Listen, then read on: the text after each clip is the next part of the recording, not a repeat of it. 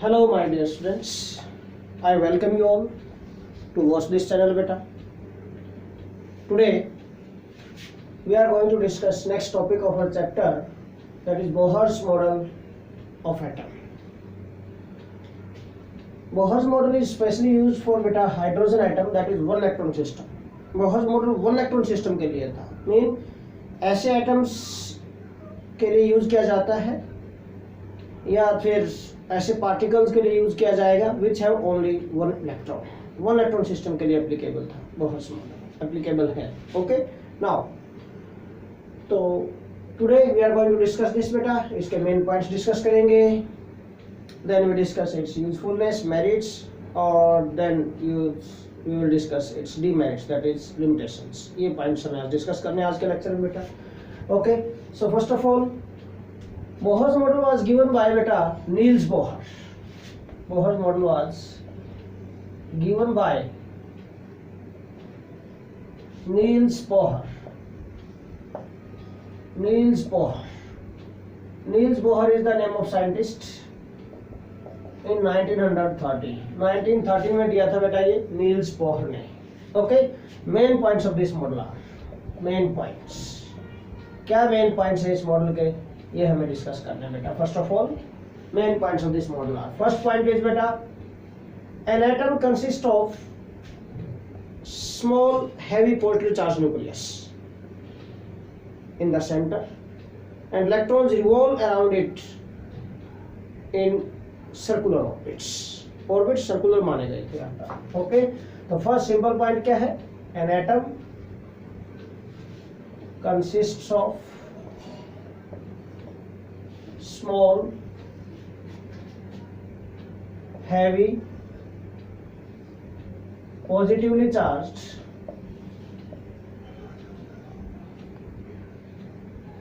nucleus in the center. Central point पर होगा बेटा, and electrons revolve around it in circular orbits. भाई central point पर nucleus होगा और इलेक्ट्रॉन्स रिवॉल्व करेंगे around it in different circular orbits. ये सर्कुलर ऑर्बिट्स है बेटा.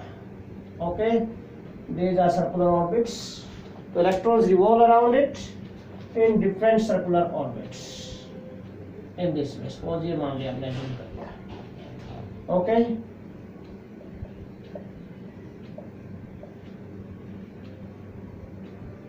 these are the circular orbits which are around this. ये इलेक्ट्रॉन रिवॉल्व करते हैं. This is nucleus at its center. ये है पॉइंट. नाउ सेकेंड पॉइंट बेटा, भाई a large number of circular orbits, theoretical circular orbits are possible around the nucleus, but electrons revolve only in those orbits which are fixed value of energy. Okay, a large number of theoretical circular orbits are possible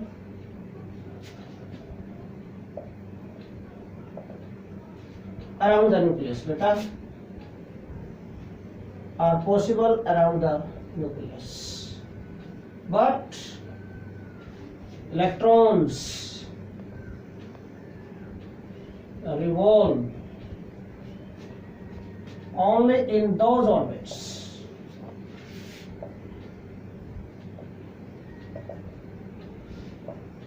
which have fixed value of energy, which have fixed value of energy. भाई क्या meaning है point का, कि बहुत सारे theoretical circular orbits possible हैं around the nucleus, but electron in सभी theoretical orbits में रिवॉल्व नहीं करते. इलेक्ट्रॉन सिर्फ उन्हीं ऑर्बिट्स में रिवॉल्व करेंगे, but electron revolve only in those orbits which have fixed value of energy, जिनकी एनर्जी वैल्यू क्या होगी, फिक्स, सिर्फ उन्हीं में रिवॉल्व करेंगे इलेक्ट्रॉन्स. अदरवाइज अदर ऑर्बिट्स में इलेक्ट्रॉन्स रिवॉल्व नहीं करेंगे। Okay, these orbits are called energy levels और स्टेशनरी स्टेट्स में। जो ऑर्बिट्स है इसी में है, these orbits are called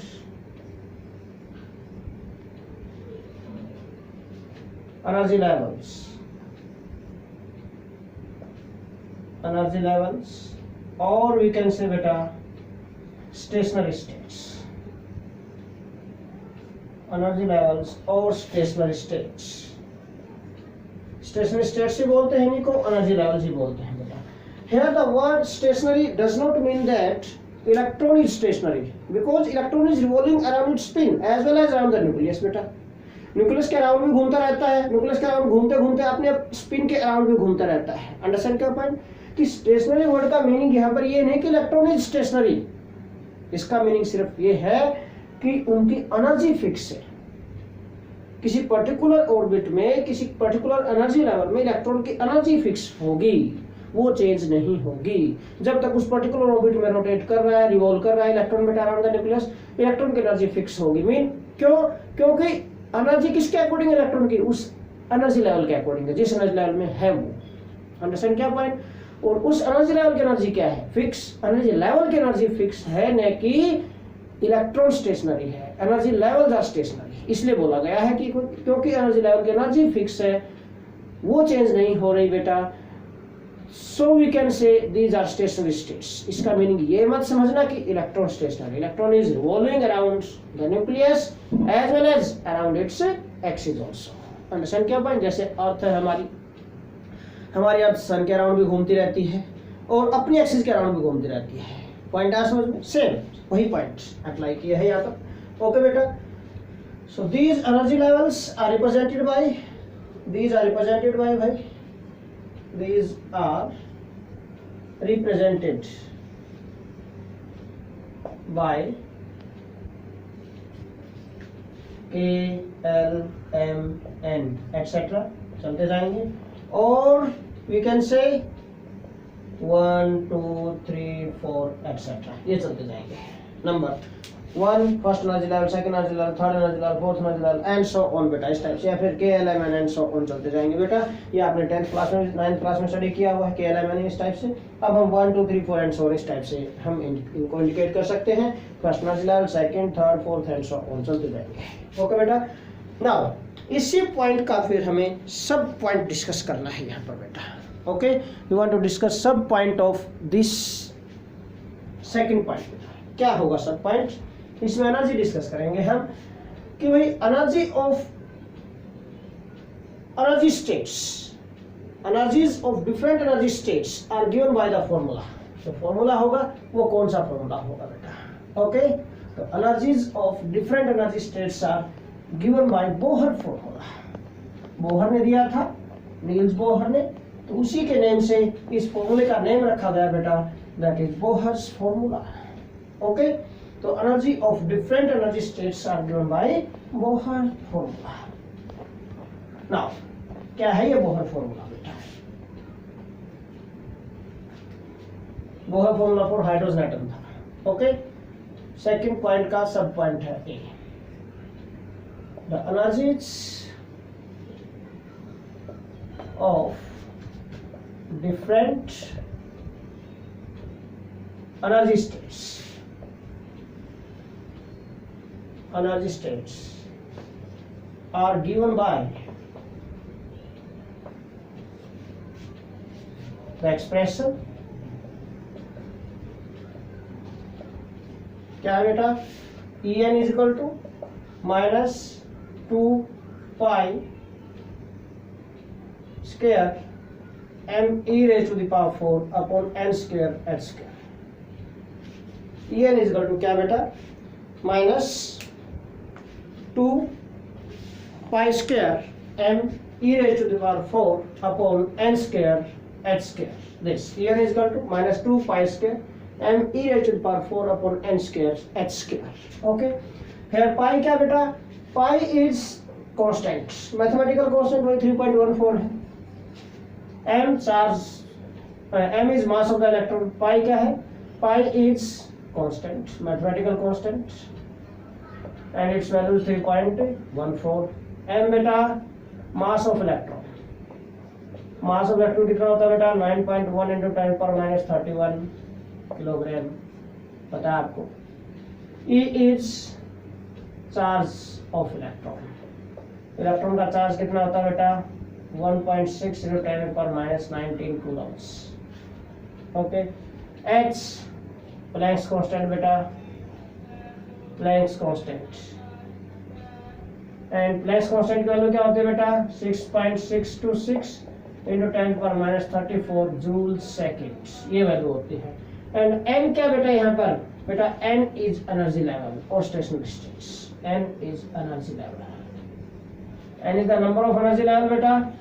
okay, first energy level, second energy level, third energy level, कुछ भी वैल्यू हम जिस भी एनर्जी स्टेट में, जिस भी एनर्जी लेवल में हमें वैल्यू कैलकुलेट करनी है एनर्जी की, वही वैल्यू हम पुट कर सकते हैं n के बेटा। Okay, after putting all these values, अगर हम सभी वैल्यूज पुट कर दें यहाँ पर, pi K, M, E, charge of electron, H, Planck's constant, सभी की वैल्यूज पुट करें तो after calculation what we get बेटा, और we can get E N equal to हो जाएगा -121.8 इंटू 10⁻19, ये वैल्यू बनेगी बेटा। आफ्टर कैलकुलेशन लिख रहा हूं मैं direct upon n square joules per atom, this is the value of energy joules per atom में। But you know very well बेटा कि 1 इलेक्ट्रॉन वोल्ट क्या होता है। 1 इलेक्ट्रॉन वोल्ट की वैल्यू मैंने आपको पहले ही बताई है न्यूमेरिकल्स में। 1 electron volt is equal to 1.6022 into 10⁻19 joules, ये होता है 1 इलेक्ट्रॉन वोल्ट बेटा। ओके, मीन अगर हम इस वैल्यू को इलेक्ट्रॉन वोल्ट्स में कन्वर्ट करना चाहिए, electron volts are also units of energy, वो भी एनर्जी के यूनिट होते हैं बेटा। अगर इलेक्ट्रॉन वोल्ट में कन्वर्ट करना चाहें जूल्स को, तो क्या करें, ये जूल है तो हमें 1 जूल की वैल्यू कैलकुलेट करनी पड़ेगी। 1 जूल की वैल्यू क्या आ जाएगी 1 electron volt divided by this 1.6022 10⁻19, mean इस वैल्यू को हम इससे डिवाइड कर देंगे 1.602 10⁻19, -90 से -19 कैंसिल हो जाएगा, ये क्या बच जाएगा बेटा, it comes out to be, ये बिकॉज कर देता हूं यहाँ पर, और we can write En is equal to, ये वैल्यू आएगी in terms of electron volt now -13.6 upon n square electron volt per atom, ये आ गया। ओके, क्यों, because 1 electron volt is this. Okay, one more point I to tell you बेटा, अगर हमें kilo joule पर मोल में कैलकुलेट करनी है वैल्यू, तो क्या करें, इसको जूल्स को पहले किलो जूल में कन्वर्ट करेंगे, 10⁻³ से डिवाइड 1000 से, और 1 एटम की पर एटम मीन 1 एटम की एनर्जी है ये, पर मोल में कैलकुलेट करनी है तो क्या करें, 1 मोल में कितने एटम होंगे, एवोगाड्रोस नंबर 6.02 × 10⁻23 से मल्टीप्लाई कर देंगे इसको, और 1000 से डिवाइड कर देंगे इसे, तो what we get after calculation, मैं आपको बता रहा हूं बेटा, En इज इक्वल टू, मैं डायरेक्ट फॉर्मूले बता रहा हूं आपको, यही लर्न करने हैं फॉर्मूले न्यूमेरिकल पर्पस के लिए, जिस भी यूनिट्स में आपसे पूछी जाए वैल्यू वही फॉर्मूला लगाओ, पुट करो वैल्यू, सोल्व हो जाएगा direct. Okay, -1312 upon n square kilo joules per mole. So these are the values of different energy states, values of or energies of different energy states बेटा, these are given by this formula बेटा। ये किसके लिए थी बेटा, hydrogen atom के लिए use किया था हमने। these are the values of energy for hydrogen atom। okay, so ये जो फॉर्मूला होता है बेटा, this formula is called Bohr formula, इसको बोहर फॉर्मूला बोलते हैं बेटा, Bohr formula, this is Bohr formula बेटा। अंडरस्टैंड किया पॉइंट, नाउ इसी से फर्दर मॉडिफिकेशन किए फिर हमने। नाउ अब ये तो हाइड्रोजन के लिए है, अगर हाइड्रोजन लाइक पार्टिकल के लिए हो तो क्या करें, क्योंकि हाइड्रोजन लाइक पार्टिकल क्या होते हैं, which are 1 electron, line spectrum of hydrogen मैंने आप लोगों को बताया था बेटा। Okay, for hydrogen like particles क्या हो जाएगा now, what happens for hydrogen like particles, hydrogen like particles के लिए एनर्जी की वैल्यू क्या बन जाएगी for hydrogen like particles, for hydrogen like particles क्या हो जाएगा, कुछ भी नहीं है, जेड स्क्वायर से मल्टीप्लाई हो जाएगा। अंडरस्टैंड किया पॉइंट बेटा, ये था formula, -2 pi square m e raised to the power 4 upon n square h square है बेटा। अगर हाइड्रोजन लाइक पार्टिकल्स के लिए हमें अप्लाई करना है इस पॉइंट को, इस फॉर्मूले को, तो कुछ भी नहीं है, हमें सिर्फ जेड स्क्वायर में we have to multiply this with square of atomic number of that hydrogen like particle, where Z is Z क्या होगा यहाँ पर अब? Z is the atomic number of hydrogen like particle. Understand क्या point? Here Z is atomic number. Atomic number of hydrogen like particle. ये हो गया बेटा सारा सब कुछ एज टी जी है। ओके, आपको ये सारा नोट करने की जरूरत नहीं है बार बार, सीधा जेड स्क्वायर से मल्टीप्लाई कर देंगे। फॉर्मूले बता रहा हूँ, सिर्फ न्यूमेरिकल पर्पस के लिए क्या हो जाएगा। अब हाइड्रोजन लाइक पार्टिकल के लिए क्या बन जाएंगे? कुछ भी नहीं है, जेड स्क्वायर से मल्टीप्लाई कर देना सभी में, और कुछ भी नहीं है बेटा। Multiply by Z square, multiply by Z square, multiply by Z square, ये बन गया बेटा। दीज आर द फॉर्मूले for hydrogen like particle. Hydrogen like particle के लिए होगा mean Z square, Z is the atomic number. Okay, इसे multiply कर देंगे हम यहाँ पर। Energy of electron in different energy states आ जाएगी बेटा for hydrogen like particles. Now इसी का सेकंड सब पॉइंट है, सेकंड पॉइंट का बेटा कि जो रेडियाई होगी डिफरेंट ऑर्बिट्स के, radii of different energy states are given by radii. Now radii of different energy states are given bye,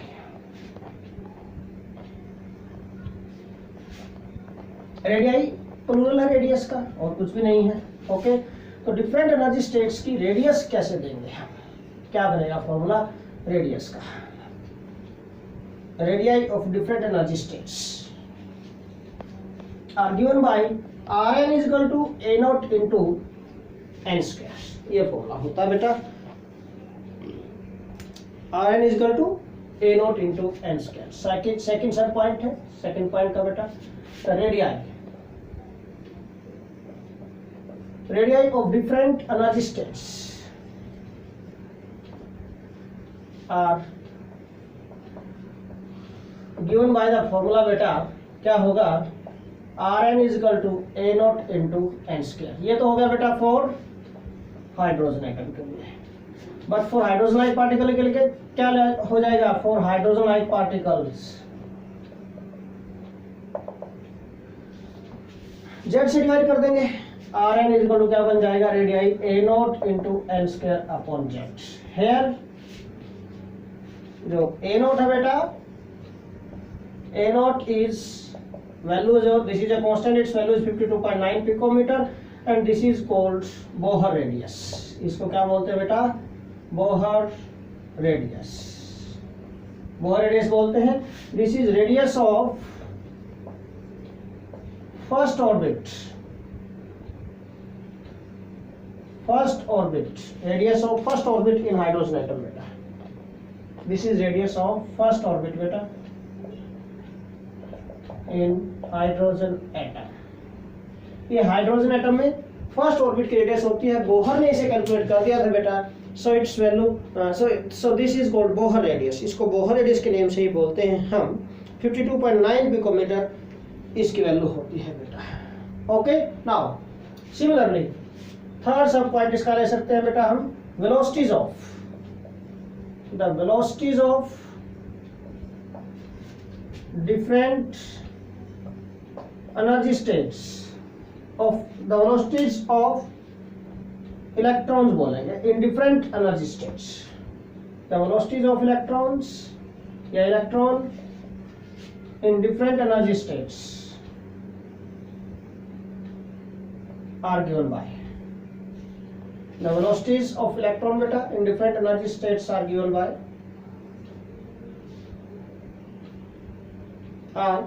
by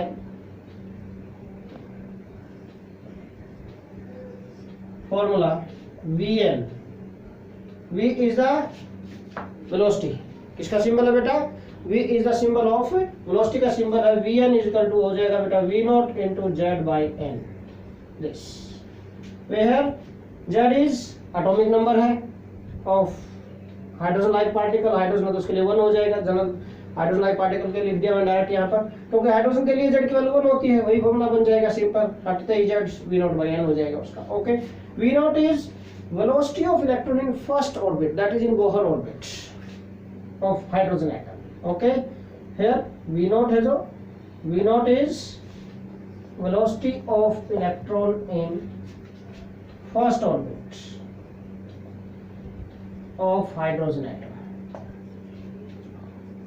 first orbit of hydrogen atom beta, and its value is V naught है 2.188 into 10⁸ centimetre पर second, ये इसकी value होती है बेटा। Velocity of electron होती है we not, constant होता है ये इन फर्स्ट ऑर्बिट में होती है। हाइड्रोजन एटम के लिए कैलकुलेट किया था, ये हाइड्रोजन लाइक पार्टिकल है तो उसके लिए हो जाएगा। ओके, नाउ n इज वही सेल नंबर और ऑर्बिट नंबर। अंडरस्टैंड क्या point?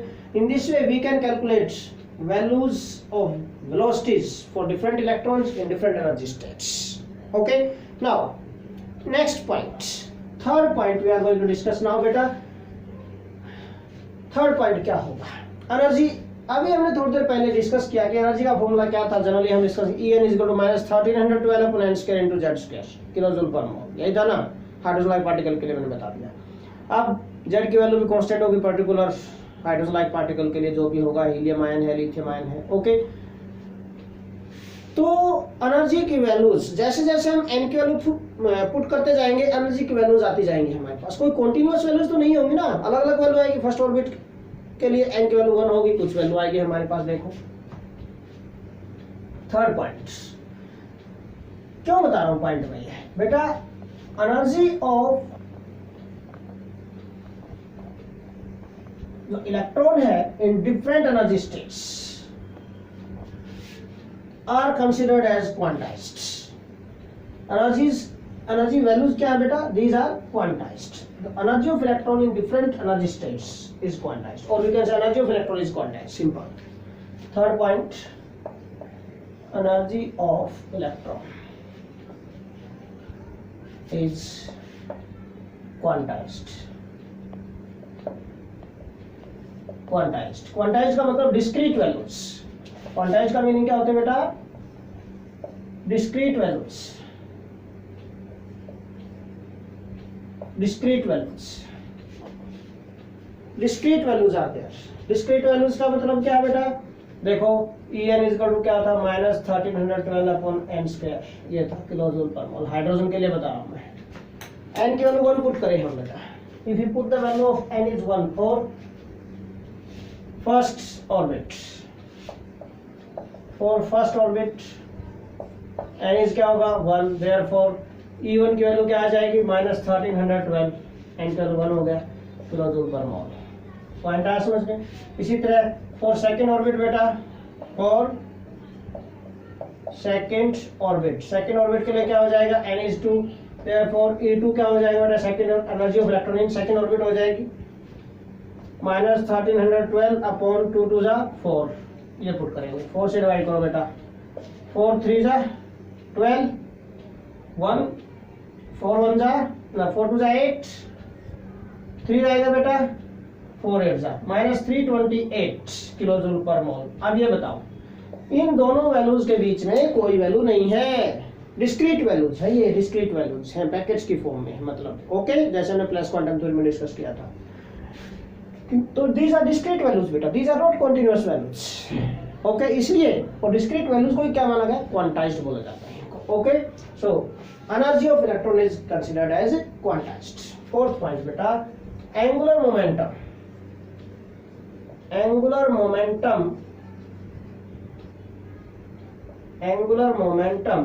of electron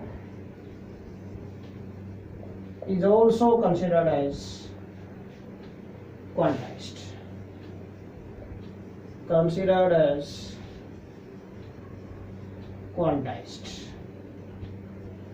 angular momentum क्या होता है बेटा?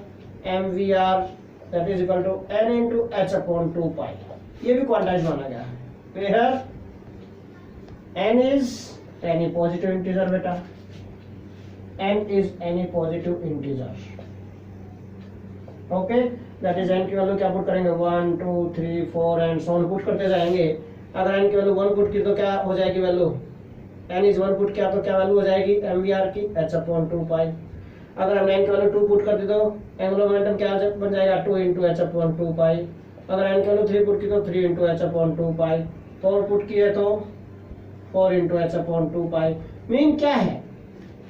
Integral multiple of h/2 pi है। इंटीग्रल मल्टीपल 1, ये 2, ये 3, ये 4 into h/2 pi। अंडरस्टैंड क्या point? Mean this is integral multiple of h/2 pi।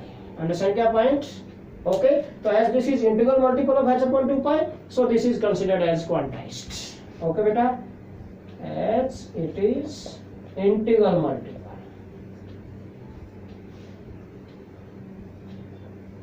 of h upon 2 pi. Beta, this is integral multiple of h upon 2 pi, so this is also considered as quantized. इसको भी quantized माना गया है बेटा. Now, तो ये fourth point था, last point of Bohr's model of an atom बेटा.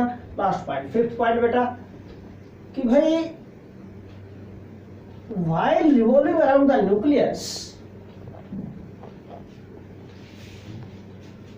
in the same orbit, electron does not lose energy. Okay, अगर सेम ऑर्बिट में ही इलेक्ट्रॉन रिवॉल्व करता है around the nucleus, then it does not lose energy.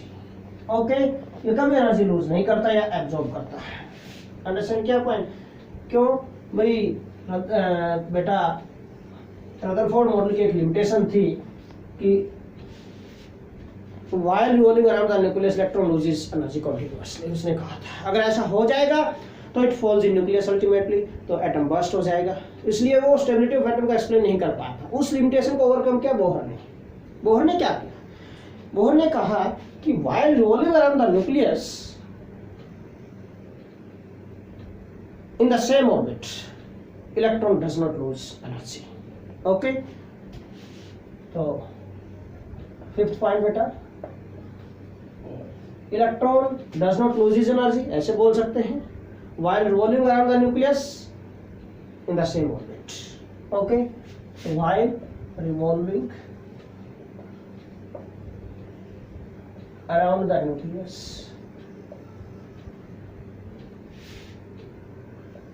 electron does not lose energy. Electron does not lose energy. Electron energy lose नहीं करता बेटा. तो फिर कब करेगा? कब करेगा बेटा? It loses energy only when it jump from one orbit to another orbit. Understand क्या पॉइंट बेटा? It loses energy. लूज भी कर सकता है या एब्जॉर्ब भी कर सकता है. इलेक्ट्रॉन लूज करेगा या एब्जॉर्ब करेगा. कब? when it jump from one orbit to another orbit, mean energy is loosed or absorbed only when it jump from, it किसके लिए? इलेक्ट्रॉन के लिए. only when electron jump from one orbit to another orbit. Electron jump from one orbit to another.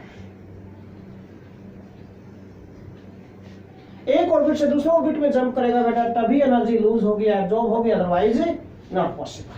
while revolving around the nucleus electron does not lose energy. Electron कभी energy lose नहीं करता. Electron energy कब loose करेगा? when it jump from one orbit to another orbit. जब एक orbit से दूसरे orbit में जाएगा तभी ये एनर्जी लूज या एब्जॉर्ब करेगा, अदरवाइज नॉट पॉसिबल. ओके बेटा, while revolving around the nucleus in their respective orbits electron does not lose energy. इस तरह बोल सकते हैं, around the nucleus in their respective orbits.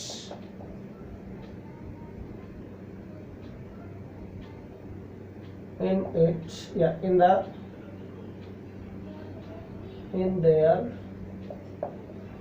respective orbits electrons do not lose energy. ऐसे बोल देते हैं, अगर हमने प्लूरल कर दिया है तो बेटा electrons do not lose energy. Okay, respective orbits का मतलब अपने अपने ऑर्बिट में रिवॉल्व करते हैं. Okay, while revolving around the nucleus in their respective orbits electron do not lose energy. Electron energy lose नहीं करते. कब होगी? एनर्जी इज लूज्ड और absorbed only when electron jump from one orbit to another orbit. देखो बेटा, suppose ये atom है, nucleus हो गया इसका, this is first orbit suppose, this is second orbit suppose and so on चलते जाएंगे इस टाइप से। अगले इलेक्ट्रॉन यहाँ पर है, सपोज इंसिडेंट रेडिएशन आई, इंसिडेंट रेडिएशन स्ट्राइक किया इस इलेक्ट्रॉन से and then this electron jump from this orbit to excited energy state, यहाँ पर आ गया। यहाँ पर इसकी एनर्जी क्या होगी, E1 हो जाएगी बेटा, दिस इज E1 हो जाएगी फर्स्ट एनर्जी स्टेट में। यहाँ पर एनर्जी अगर इलेक्ट्रॉन एक्साइट होकर आ गया तो यहाँ पर एनर्जी क्या हो जाएगी इसकी, E2 हो जाएगी। En के according n is the number of energy level, याद आया कुछ? तो डेल्टा E ये जो चेंज आएगा, व्हाट इज चेंज, अब ये पॉइंट, ये तो जंप किया मीन एब्जॉर्ब हुई एनर्जी। सिमिलरली एक्साइटेड स्टेट में जाने पर इलेक्ट्रॉन स्टेबल नहीं होता, in excited state electron is unstable. Again deexcite होगा, डीएक्साइट होगा तो दोबारा से अपने ग्राउंड एनर्जी लेवल पर आएगा, ओरिजिनल एनर्जी स्टेट में आएगा। And while jumping from higher energy state to lower energy state बेटा अगेन इट लूजेस एनर्जी, यहाँ पर एनर्जी फिर लूज होगी दोबारा से, एनर्जी इज रिलीज्ड, यहाँ एनर्जी रिलीज होगी, यहाँ पर एनर्जी क्या हुई है, एब्जॉर्ब हुई है, एनर्जी इज एब्जॉर्ब है, यहाँ पर एनर्जी एब्जॉर्ब हुई है। तो एनर्जी रिलीज और एनर्जी एब्जॉर्ब कैसे कैलकुलेट करें, डेल्टा ई जो चेंज होगा बेटा, this change in energy is equal to क्या होता है बेटा, that is E2 minus E1, energy of higher energy state minus energy of lower energy state. Point आ समझ में, ये था। Now one more point I will tell you here बेटा, what is significance of negative sign in energy value. अब हमने जो energy value में डिस्कस किया कि यहाँ पर क्या है, साइन है जो एनर्जी का, दिस इज नेगेटिव। क्या सिग्निफिकेंस है इसकी, what is significance of negative sign, what is significance of negative sign. बेटा पॉइंट्स कंप्लीट हो गए यहाँ पर, ओके। तो अब मैं एक बार सिग्निफिकेंस बता रहा हूं आपको, what is significance of negative sign.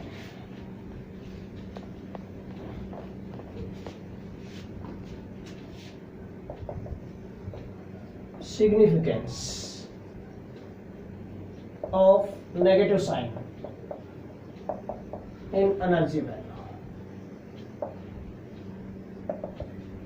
क्या सिग्निफिकेंस है बेटा। Suppose this is nucleus, first orbit, second orbit and so on चलते जाएंगे, these are the different orbits, this is nth orbit हो गया। Suppose now if electron is considered here at the maximum distance, at infinite distance, suppose this is the infinite वाला orbit हो गया, if electron is present here बेटा, infinite distance का meaning क्या है, if electron is present at infinite distance from the nucleus, infinite distance का meaning बेटा, the force of attraction between nucleus and electron are considered as negligible. यहाँ है ही नहीं forces of attraction, negligible,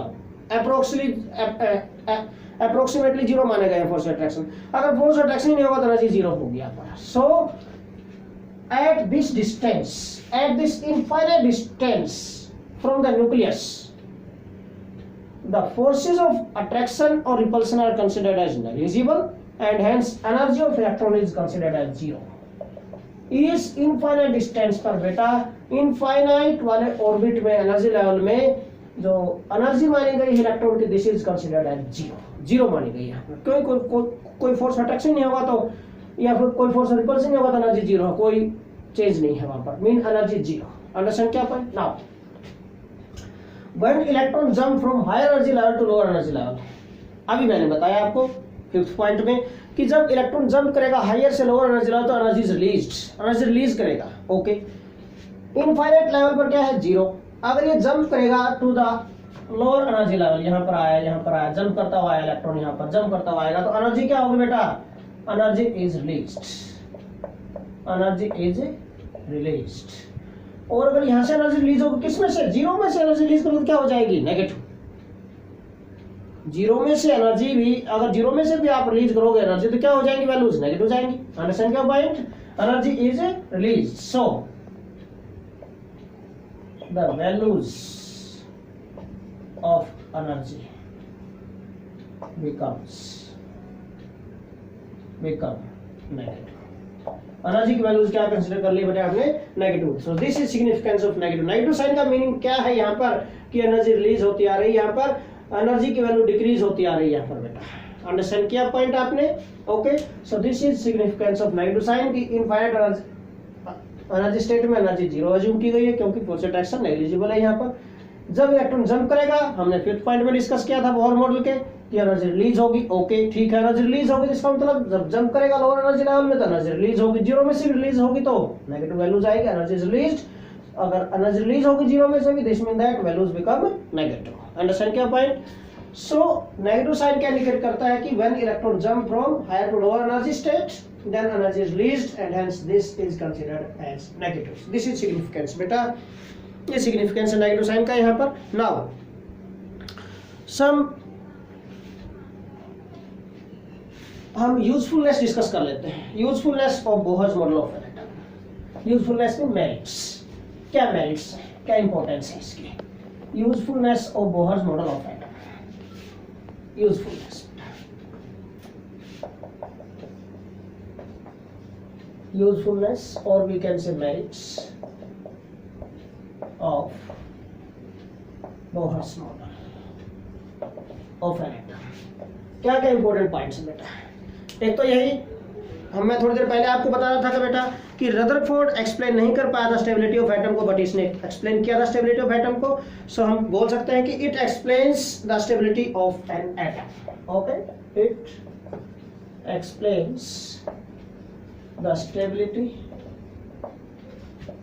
of an atom.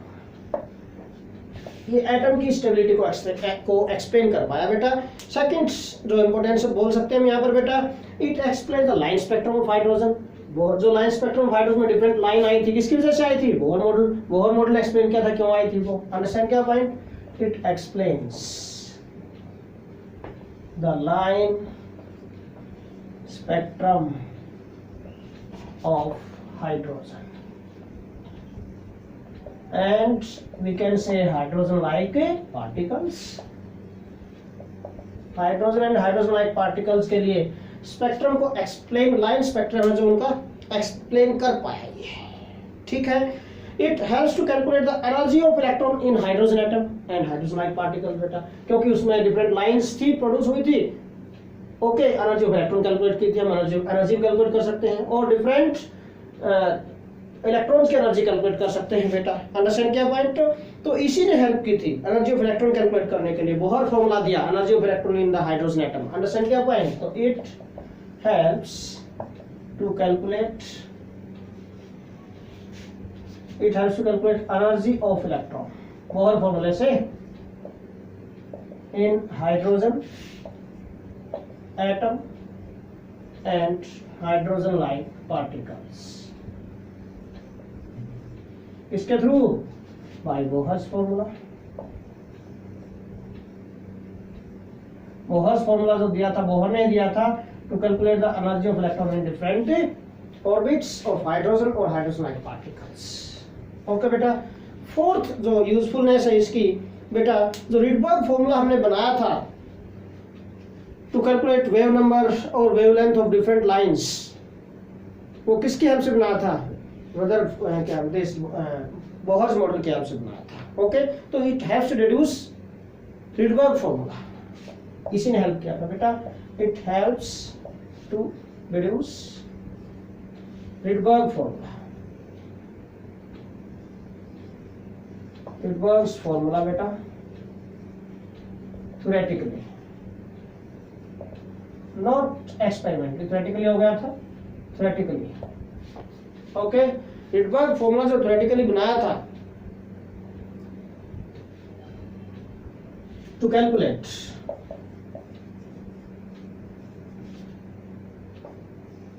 The values of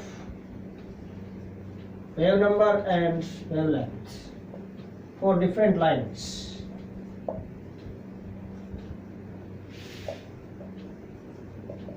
in line spectrum of hydrogen and hydrogen like particles। Okay बेटा, hydrogen और hydrogen like particles के spectrum में जो line आई थी उनके लिए, डिफरेंट लाइंस के लिए वेव नंबर और वेवलेंथ कैलकुलेट करने के लिए जो रिडबर्ग फॉर्मूला बनाया था, थ्योरेटिकल फॉर्मूला इसने बना दिया था, बोहर ने बना दिया था बेटा। अंडरस्टैंड क्या पॉइंट? इसकी हेल्प से बनाइए। नाउ लिमिटेशंस बेटा, what are the limitations of this Bohr's model? Limitations mean demerits. Limitations mean demerits of Bohr's model बेटा। इसकी कुछ लिमिटेशंस भी रही भाई। ओके, कभी सोचो कि इसकी कोई लिमिटेशन नहीं है, बोहर मॉडल की भी लिमिटेशन है। तो लिमिटेशंस बहुत सारी हैं इसके लिए, तो डिफरेंट थ्योरीज आई बाद में, उन थ्योरीज ने ओवरकम किया इसकी लिमिटेशंस को, बट इसकी लिमिटेशन थी। Limitations of Bohr model of an atom. इसने बोहर ने बेटा लाइन स्पेक्ट्रम ऑफ हाइड्रोजन को तो एक्सप्लेन कर दिया, mean for one electron system के लिए, बट मल्टी इलेक्ट्रॉन एटम्स के लिए ये लाइन स्पेक्ट्रम एक्सप्लेन नहीं कर पाया। ओके, तो क्या हो गया, inability to explain line spectrum of multi electron atoms, limitations, और we can say demerits of Bohr's model. First beta, inability to explain line spectrum of multi-electron atoms. Multi-electron mean एक से ज्यादा इलेक्ट्रॉन में आएंगे सारे मल्टी-इलेक्ट्रॉन एटम्स। एक से ज्यादा इलेक्ट्रॉन जिस भी एटम में मिला उसके लिए ये लाइन स्पेक्ट्रम एक्सप्लेन नहीं कर पाया। ओके, तो इसकी लिमिटेशन बन गई भाई, मल्टी इलेक्ट्रॉन एटम्स के लिए ये लाइन स्पेक्ट्रम एक्सप्लेन नहीं कर पाया बेटा। ओके, नेक्स्ट लिमिटेशन है जो inability to explain three dimensional model of an atom. Three-dimensional model of an atom। Atom का थ्री डायमेंशनल मॉडल भी नहीं दे पाया ये, 3D में एक्सप्लेन नहीं। क्यों? क्योंकि इसने सर्कुलर ऑर्बिट्स दिए थे। सर्कुलर तो प्लेन में होता है भाई, सर्कल तो प्लेन में होता है, थ्री डायमेंशन में थोड़ा ही होता है। ओके, तो इसने 2 डायमेंशनल मॉडल दिया था भाई, 3 डायमेंशनल नहीं। Okay, 3 dimensional model of atom explain नहीं कर पाएंगे।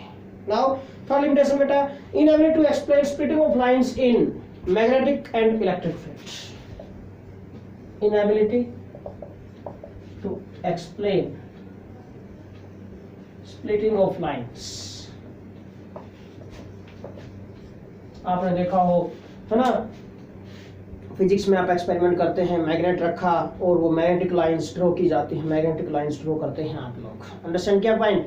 तो splitting of lines in magnetic and electric fields, क्यों स्प्लिटिंग होती है इसको एक्सप्लेन नहीं कर पाया। Okay, inability to explain splitting of lines in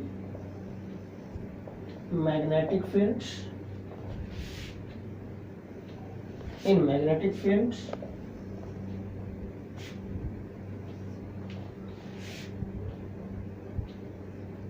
and in electric fields।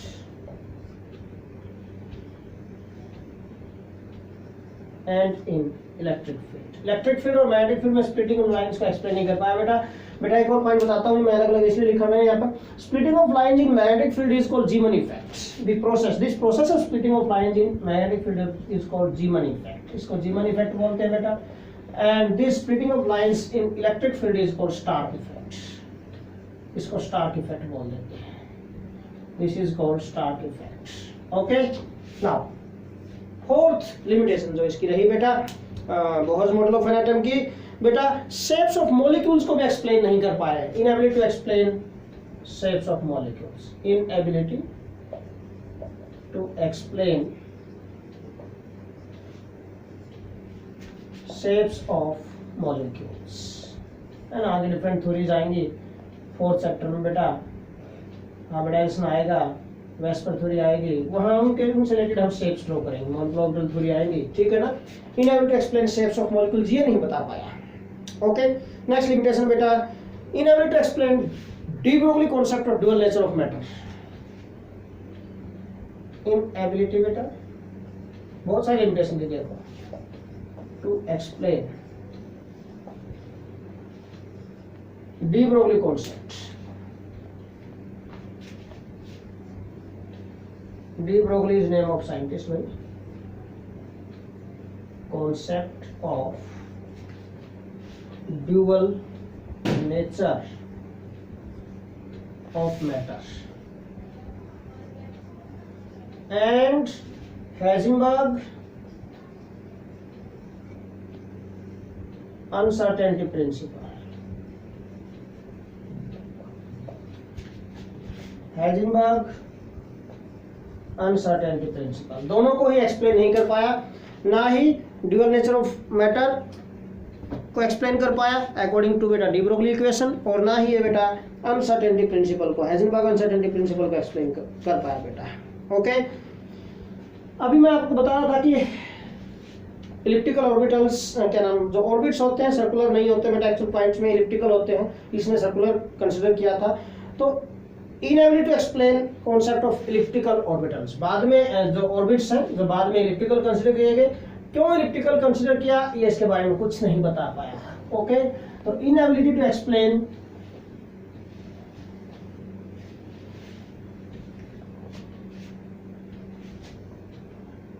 Concept of elliptical orbits. Okay, ये बनेगा point, inability to explain concept of elliptical orbits, orbits बोलो या एनर्जी स्टेट्स बोलो बेटा। ओके, तो इलिप्टिकल ऑर्बिट्स के बारे में कुछ भी एक्सप्लेन नहीं कर पाया ये भी इसकी लिमिटेशन बनी बेटा। नेक्स्ट लिमिटेशन है जो 7th लिमिटेशन हम लेंगे यहाँ पर इसकी बेटा, inability to explain the reason for assumption of angular momentum to be quantized. Angular momentum को क्या माना था इसने, क्वांटाइज्ड माना था। तो एंगुलर मोमेंटम क्वांटाइज्ड क्यों होता है ये एज्यूम किया था, क्यों एज्यूम किया इसके बारे में कुछ एक्सप्लेन नहीं कर पाया। ओके, तो inability to explain the reason, inability to explain the reason किसके लिए बेटा, for angular momentum, reason for the assumption of angular momentum, inability to explain the reason, explain the reason,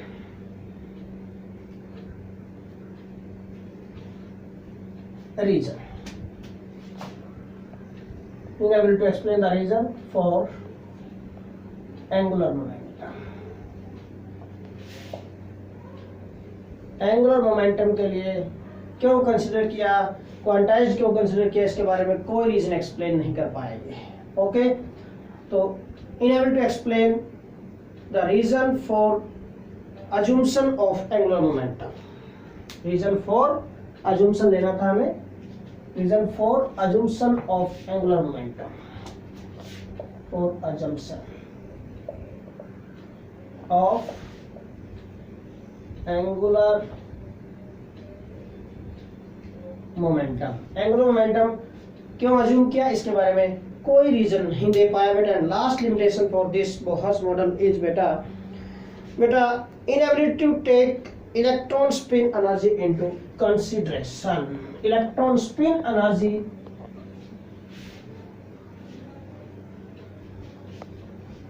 को एक्सप्लेन करने में अनेबल था consideration में। क्यों consideration में ली, okay, inability to take, inability to take